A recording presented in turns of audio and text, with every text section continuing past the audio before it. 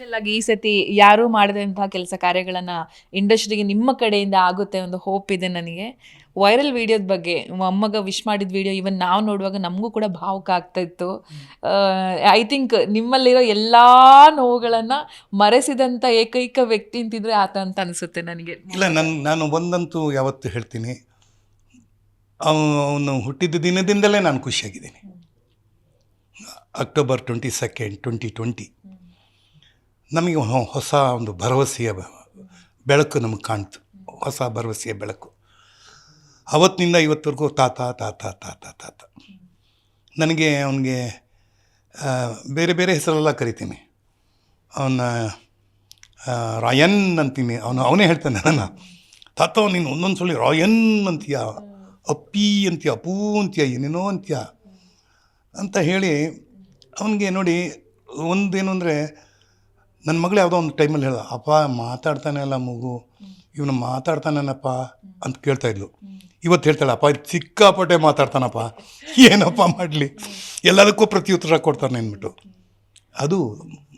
ಅದು ಬೆಳೆಯುವ ಗುಣ. ಒಂದು ಸೆಕೆಂಡು ಆ ಮಗು ನಮ್ಮ ಮನೆಯಲ್ಲಿ ಇಲ್ಲಾಂದರೆ ಒಂಥರ ನಮ್ಮ ಕೈಲಿ ಇರೋಕ್ಕಾಗಲ್ಲ. ವಿತೌಟ್ ಆಕ್ಸಿಜನ್ ಆಗಿಬಿಡ್ತೀನಿ ನಾನಂತೂ. ತುಂಬ ನಮ್ಮ ಮಗಳೇ ಹೇಳ್ತಾಳೆ, ಅಪ್ಪ ನೀನು ತುಂಬ ಹೈಪರ್ ಆಗಿಬಿಡ್ತೀಯ, ಒಂದು ಮೆಟ್ಲತ್ತು ಇಳಿಯೋವಾಗ ಹುಷಾರು ಹುಷಾರು ಹುಷಾರು ಅಂತ ಅಂತೀಯ, ಎಲ್ಲಾದರೂ ಕಾರ್ ಡೋರ್ ತೆಗೆದಾಗ ಇಲ್ಲಿ ಕೈ ಇಟ್ಕೊಂಡ್ಬಿಡೋದು. ಇದೆಲ್ಲ ನನಗೆ 6th ಸೆನ್ಸ್ ವರ್ಕೌಟ್ ಆಗ್ತಾ ಇರುತ್ತೆ. ಅವನಿಗೆ ಯಾವುದೇ ಥರದ್ದು ತೊಂದರೆ ಆಗಬಾರ್ದು ಅಂತ. ಯಾಕೆಂದರೆ ಅದು ನನ್ನ ಒಂದು ಭಾವನೆ, ನನ್ನ ಒಂದು ಅನಿಸಿಕೆ, ನನ್ನ ಒಳಗಡೆ ಇರೋದಂತ ಅನಿಸಿಕೆ. ದೇವರು ನಮ್ಮ ಭಾಗಕ್ಕಿದ್ದಾನೆ ಅಂತ ನನಗೆ ಗೊತ್ತಾಯಿತು. ಯಾಕೆಂದರೆ ಅವನಿಲ್ಲದೆ ಏನೂ ಇಲ್ಲ. ನನ್ನ ಪ್ರಕಾರ ಜಗತ್ತಿನಲ್ಲಿ ಯಾವುದೇ ಒಂದು ವಸ್ತುಗೆ ಅವನ ಪ್ರೇರಣೆ ಇಲ್ಲದೆ ಏನೂ ನಡೆಯೋಕ್ಕಾಗಲ್ಲ ಇಲ್ಲಿ. ಇವತ್ತು ಬಹುಶಃ ಈ ಇಂಟರ್ವ್ಯೂ ಮಾಡಬೇಕು ಅಂತ ನೀನು ಮನಸ್ಸು ಮಾಡಿದರೆ ಅದಕ್ಕೊಂದು ಟೈಮ್ ಇದೆ.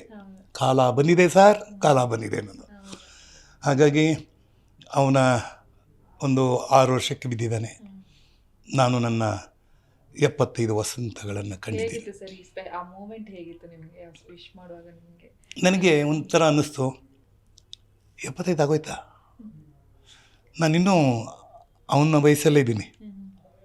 ಯಾರೋ ರಾಯನ್ ವಯಸ್ಸಲ್ಲಿದ್ದೀನಿ. ನಾನು 5.5 ಮನಸ್ಸಲ್ಲಿ. ದೇಹಕ್ಕಾಗ್ಬಿಟ್ಟಿದೆ, ಮನಸ್ಸಿಗೆ ಅಷ್ಟು ಇದು ಮಾಡಲ್ಲ. ಆದರೆ ಈ ಒಂದು ಪಯಣದಲ್ಲಿ, 75 ವರ್ಷಗಳ ಪಯಣದಲ್ಲಿ, ಚಿತ್ರರಂಗದಲ್ಲಿ 53 ವರ್ಷಗಳಾಯಿತು. ನನಗೆ ಬಯಸದೇ ಬಂದ ಭಾಗ್ಯಗಳು ಬೇಕಾದಷ್ಟಿದೆ. ನಾನು ಕಾಲೇಜಲ್ಲಿ, ನ್ಯಾಷನಲ್ ಕಾಲೇಜಲ್ಲಿ 1971-72 ನಾನು ಸ್ಟೂಡೆಂಟ್ ಯೂನಿಯನ್ ವೈಸ್ ಪ್ರೆಸಿಡೆಂಟ್. ಯಾವಾಗ 71-72 ಸರಿ ಸುಮಾರು 55 ವರ್ಷಗಳ ನಂತರ ಕರ್ನಾಟಕದ ಒಂದು ಏನು ನಮ್ಮ ಮಾತೃ ಸಂಸ್ಥೆ, ಚಿತ್ರರಂಗದ ಮಾತೃ ಸಂಸ್ಥೆ ಅಂತ ಏನು ಕರಿತೀವಿ, ಆ ಕರ್ನಾಟಕ ಚಲನಚಿತ್ರ ವಾಣಿಜ್ಯ ಮಂಡಳಿಯ 26-27 ಗೌರವ ಉಪಾಧ್ಯಕ್ಷ ಸ್ಥಾನವನ್ನು ನನಗೆ ಕರುಣಿಸಿದ್ದಾರೆ. ಅಂದರೆ ನನ್ನ ವಲಯದ ಎಲ್ಲ ವಲಯದ ಮತದಾರರು ಅಂದರೆ ತುಂಬ ಖುಷಿಯಾಗತ್ತೆ. ಒಮ್ಮೆ ಒಂದು ಜವಾಬ್ದಾರಿಯಿಂದ ಬಂದಮೇಲೆ ಆಯ್ಕೆ ಮಾಡಿದ್ದಾರೆ. ಬಟ್ ನಾವು ಕೆಲಸ ಮಾಡಬೇಕಾಗಿರೋದು ಎಲ್ರಿಗೂ, ನಮ್ಮ ಎಲ್ಲ ಸದಸ್ಯರಿಗೂ ನಾನು ನ್ಯಾಯ ಒದಗಿಸ್ಬೇಕು. ಸ್ಪರ್ಧೆ ಅಷ್ಟೇ. ಈಗ ನನ್ನ ಜೊತೆ ಸ್ಪರ್ಧೆ ಮಾಡೋರು ನನ್ನ ಸ್ನೇಹಿತರೆ, ನನ್ನ ಕೊಲೀಗ್ಸ್. ಆ ಸ್ಪರ್ಧೆ ಆಗೋಯ್ತು. ಓಟದಲ್ಲಿ ನಾನು ಮುಂದೆ ಬಂದೆ, ಅವರೊಂದು 2 ಹೆಜ್ಜೆ ಹಿಂದೆ ಇದ್ದಿರ್ಬೋದು ಅಷ್ಟೇ. ಇವತ್ತು ಯಾವುದೋ ಒಂದು ಮೆಸೇಜ್ ನೋಡಿದೆ, ಗೆದ್ದವರು ಬಿಂಬಬಾರ್ದು, ಅಂದರೆ ಬೀಗಬಾರ್ದು, ಸೋತವರು ನೋವು ಪಡಬಾರ್ದು. ಯಾಕೆಂದರೆ ಇದು ಒಂದು ಪರ್ವ ಅಂತ ಹೇಳ್ತೀವಿ. ಎಲೆಕ್ಷನ್ ಒಂದು ಪರ್ವ, ಒಂದು ಬರ್ತಾ ಇರುತ್ತೆ ಹೋಗ್ತಾ ಇರುತ್ತೆ, ಬರ್ತಾ ಇರುತ್ತೆ ಹೋಗ್ತಾ ಇರುತ್ತೆ. ಈ ಒಂದು ಪ್ರಕ್ರಿಯೆಯಲ್ಲಿ ನಮಗೇನು ಅನಿಸುತ್ತೆ ಅಂದರೆ ಜವಾಬ್ದಾರಿ ಜಾಸ್ತಿ ಆಗುತ್ತೆ. ಆ ಜವಾಬ್ದಾರಿನ ಬಹಳ ಪ್ರಾಮಾಣಿಕವಾಗಿ ಮಾಡಬೇಕು.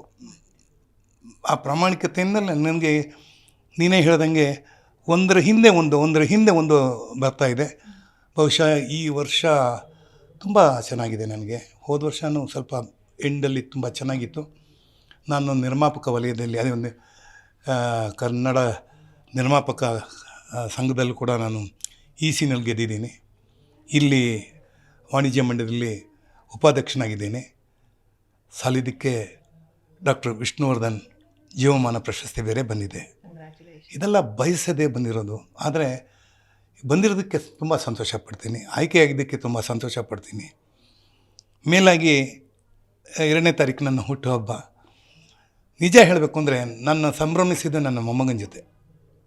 ನನಗೆ ಅವನೇ ಸರ್ವಸ್ವ. ನಾನು ಏನೇ ಮಾಡಿದ್ರೂ ಅವನಿಗೋಸ್ಕರ ಮಾಡ್ತೀನಿ.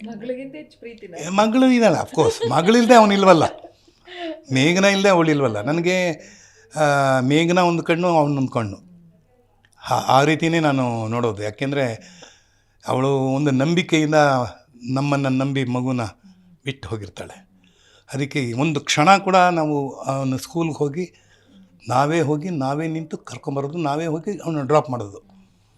ಅವನೊಬ್ಬನೇ ಮಲ್ಗಕ್ಕೆ ಬಿಡಲ್ಲ, ನಾವು ಜೊತೇಲಿರ್ತೀವಿ. ಅವನು ಹಾಗೆ ಮಾಡ್ತಾನೆ. ನನ್ನ ರೂಮ್ಗೆ ಬರ್ತಾನೆ, ತಾತ ನನ್ನ ಫೇವ್ರೇಟ್ ರೂಮ್ ಅಂತಾನೆ. ಬಂದು ಅವನೊಂದಷ್ಟು ಕುಚೇಷ್ಟೆಗಳೆಲ್ಲ ಮಾಡ್ತಾನೆ. ಆಮೇಲೆ ತುಂಬ ಇಷ್ಟ ಅವನಿಗೆ ರಜೆ.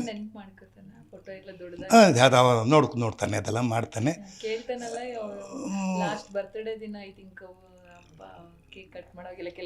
ಏನೋ ಮಾತಾಡ್ತಿರ್ತಾನೆ. ನಾನು ಆ ಕಡೆಗೆ ಹೆಚ್ಚು ಗಮನ ಕೊಡೋದಿಲ್ಲ. ನನಗೆ ಅವನು ರಾಯನ್ ನೋಡ್ತಾನೆ ಇರ್ತೀನಿ. ಅವರಮ್ಮ ಎಲ್ಲವನ್ನೂ ಚೆನ್ನಾಗಿ ಟ್ರೈನಿಂಗ್ ಕೊಟ್ಟಿದ್ದಾಳೆ. ಯಾರೇ ಹಿರಿಯರು ಬಂದರೆ ಅವ್ರನ್ನ ನೀವು ಹೋಗಿ ಬನ್ನಿ ಅಂತಾನೆ. ಆ ಥರ ಒಂದು ಟ್ರೈನಿಂಗ್. ಅವನು ಹೆಚ್ಚು ಊಟ ಮಾಡೋದು ಕೆಲಸದವ್ರ ಜೊತೆ. ಅವನು ನಮ್ಮ ಜೊತೆ ಊಟ ಮಾಡಲ್ಲ. ನಮ್ಮಲ್ಲಿ ಕೆಲಸ ಮಾಡ್ತಿರ್ತಾರಲ್ಲ, ಅವರು ಬಂದಿರ್ತಾರೆ, ಅವ್ನು ನೋಡ್ಕೊಳಕ್ಕೆ ಬಂದಿರ್ತಾರೆ. ಊಟ ಮಾಡ್ತೀನಿ ಮಾಡಲ್ಲ ಅಂತಾನೆ. ಅವರೇನೋ ಊಟ ಮಾಡಿದ್ರೆ ಅವ್ರ ಪಕ್ಕದಲ್ಲಿ ಹೋಗಿ ಕೂತ್ಕೋತಾನೆ. ನನಗೆ ಅದು ಇಷ್ಟ ಆಗುತ್ತೆ. ಯಾಕೆಂದರೆ ಆ ಒಂದು ಕರುಣಾ ಮನಸ್ಸಿದೆ ಅವನಿಗೆ, ಕರುಣೆ ಇದೆ ಅವನಿಗೆ. ನಾವೇನಾದರೂ ಹೆಚ್ಚಿಗೆ ಏನಾದ್ರು ಕೆಲಸ ಮಾಡುವಾಗ ಅವ್ರನ್ನ ಬೈದ್ಬಿಟ್ರೆ, ಯಾಕೆ ಅವ್ರನ್ನೆಲ್ಲ ಬೈತೀರಾ, ಬೈಬಾರ್ದು ಅಂತಾನೆ. ಈ ಥರದಲ್ಲಿ ಒಂದು ಖುಷಿ ಇದೆ ನನಗೆ. ಸ್ಕೂಲ್ಗೆ ಹೋಗ್ತಾನಲ್ಲ, ಸ್ಕೂಲ್ಗೆ ಒಳಗಡೆ ಹೋಗೋಕೆ ಟೀಚರ್ಗೆಲ್ಲ ನಮಸ್ಕಾರ ಮಾಡಪ್ಪ ಅಂತೀನಿ. ಮೊದಲೆಲ್ಲ ಮಾಡ್ತಿರ್ಲಿಲ್ಲ, ಒಂಥರ ಹಿಂಗೆ ಅಂದ್ಬಿಡೋನು. ಈಗೆಲ್ಲ ನಮಸ್ತೆ ಅಂತಾನೆ. ಹಾಗೆ ಬರ್ತಾ ನನ್ನನ್ನು ನೋಡಿಬಿಟ್ರೆ ಸಾಕು, ಅದಲ್ಲೊಂದು ಅವನು ಬೆಳಕು ನೋಡ್ದಂಗೆ ಆಗುತ್ತೆ. ಅವ್ನು ನೋಡಿದ್ರೆ ನನಗೆ ಒಂದು ಹೊರಗಡೆ ಬಂದು ಪ್ರಪಂಚದ ತಂಗಾಳಿ ಅಂತೀರಲ್ಲ, ಅವನ ಹತ್ರ ಬಂದು ತಂಗಾಳಿ ಆಗುತ್ತೆ, ಬೆಳಕು ನೋಡ್ದಂಗೆ ಆಗುತ್ತೆ. ಒಳ್ಳೆಯ ಮಲ್ಲಿಗೆ ಪರಿಮಳ ಬೀಸುತ್ತೆ ಅವನ ಇರೋದು ನನಗೆ. ಸೊ ಇದು ನನ್ನ ಖುಷಿ ದಿನಗಳು ಅಂತ ಹೇಳೋಕ್ಕೆ ಇಷ್ಟಪಡ್ತೇನೆ.